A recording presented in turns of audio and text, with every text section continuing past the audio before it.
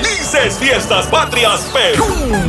¡Feliz cumpleaños, cantautor nacional, Raúl Arquínigo! La mujer que estoy llamando dicen que ya tiene dueño. Sí, el artista que le escribe y le canta al amor con sentimiento celebra su onomástico. Tal vez por mi juventud me ilusioné. Este domingo 28 de julio, en el Tintay Internacional del Cono Sur. Olvídame.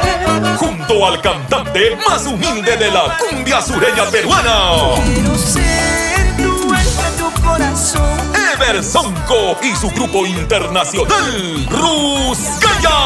Cervecita, licor amarga. Nuestra reina de la cervecita, Flor Mileña. Yo te di mi corazón, te entregué mi corazón. La voz telúrica de los Andes, Porfirio Aybar. Amor, amor, amor. El rey de la jarana, Sósimo Sacramento. De tu lista de amores, bórrame ya. El príncipe Javier Dolores.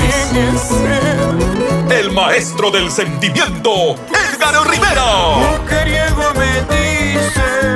Una celebración con sabor a Perú en Lima Sur por el cumpleaños de Raúl Arquínigo. Domingo 28 de julio en el Tintay de Villa María, Avenida Pachacute, cuadra 56, desde las 6 de la tarde. Garantizan Producciones Amor Amor y la empresa promotora Contigo Perú.